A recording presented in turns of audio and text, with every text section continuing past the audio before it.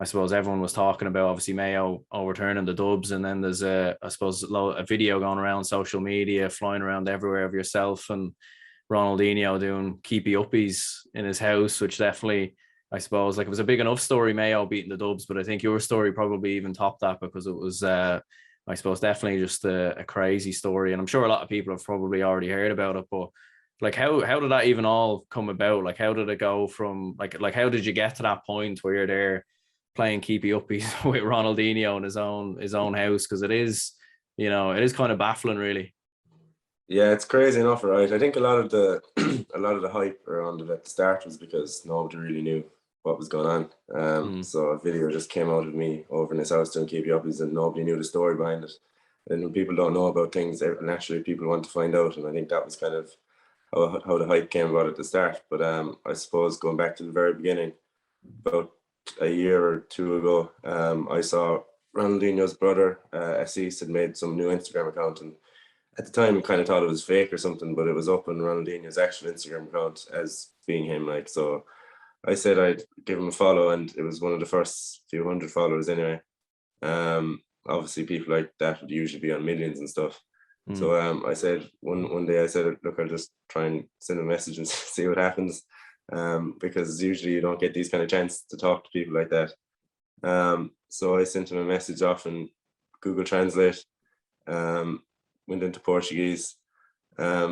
Surprisingly, I still have to translate the whole script because I want to get that back to see what I actually said.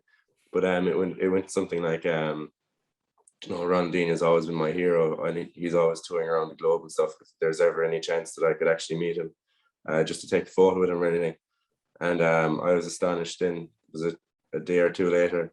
I just woke up one morning and he'd replied, "Yeah, that's absolutely no bother." And he said he'd let me know in a few weeks. And again, the thoughts come into your head, this could definitely be a fake account now. But I said, this is once in a lifetime opportunity. I have to kind of take a risk and keep messaging and see what happens. Yeah, like that definitely is quite mad because, like, I suppose there definitely probably was some, I suppose, thinking in your own head as well, like, what if this is a fake account or something? Because I feel like you always kind of hear stories like that, of kind of fake stories or meeting someone or going out. Because I know if it was myself anyways, I'd definitely be quite cautious that, this is, this might be a scam or something like that. So I'm sure that I'd say that was probably running through your head a little bit as well. Definitely, yeah. And that was probably the reason why I didn't want to tell anybody, because they'd convinced me then that it was definitely a scam. And I knew that they'd be able to convince me that it was a scam because I kind of thought it myself. But I said, look, I have to take a chance here. Hmm. And you flew over like to Rio de Janeiro, like obviously the capital of Brazil. That was where you met him. Like you didn't even tell anyone at all. Like you didn't tell your parents, you didn't tell your friends, no family or anything like that. Just went completely solo. No, it was only about a day's notice that I found out that I'd actually be going over there. So Hmm. I had a bit of money saved up from the COVID and stuff. So I just said, look, I'm going to book this. I couldn't tell anybody. I couldn't tell my friends. Couldn't tell my parents. I think I told my parents that I was going on holiday with my friends. I told my friends Hmm. I was going on holiday with my parents. So they were both kind of didn't know what was going on. But yeah, I got over there.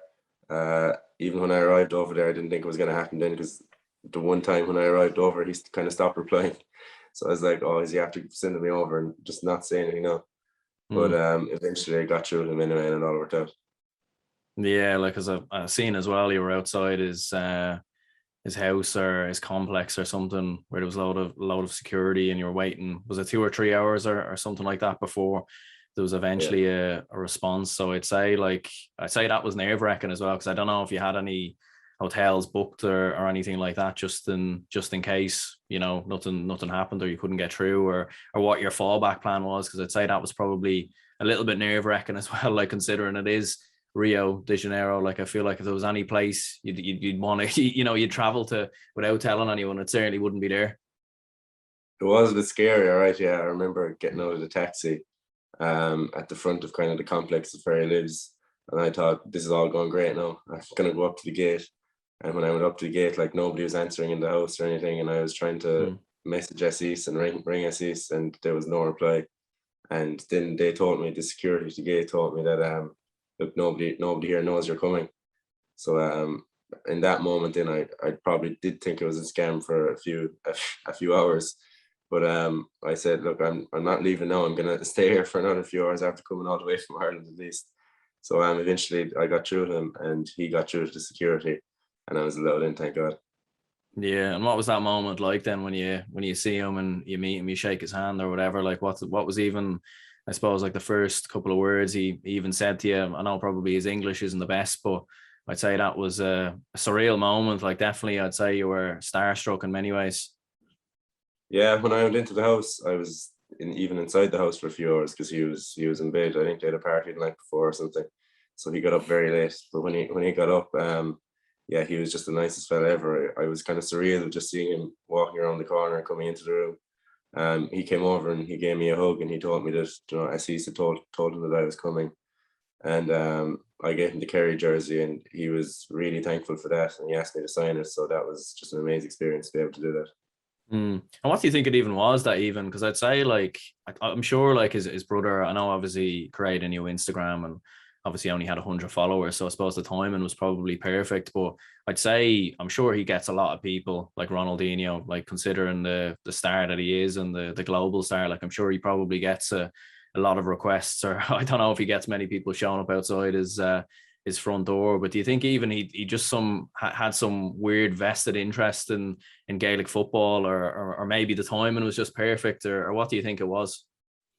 Well, obviously, I'd like to think that he had some kind of an interest in Gaelic Yeah. football, but maybe just the timing was correct. Maybe a bit of mix of both.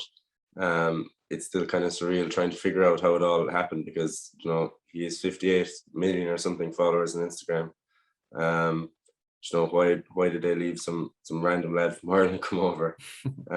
Still trying to figure out a lot of it myself, but yeah, maybe timing. I'd like to think that maybe he was interested in GAA now. And did you show him much like Gaelic football matches, or show him much of the sport, or describe the sport a bit to him like in detail, and did he even speak about like what his thoughts were on it, or anything like that? I'm sure like most kind of people from other countries, when they see Gaelic football or hurling, they're blown away a bit because they're like, that looks kind of crazy. Like, but what were his initial thoughts on it? They all kind of thought it was a bit crazy as well. Obviously their English is only okay, but they were able to say to me that it's kind of like a mixture of basketball and rugby, and they liked the idea of it. They said they'd like to come over and see a game, but I don't know, maybe they're only just saying that when I was over there. But obviously it'd be unbelievable to get them over to see a game. I won't rule it out, but it's probably impossible.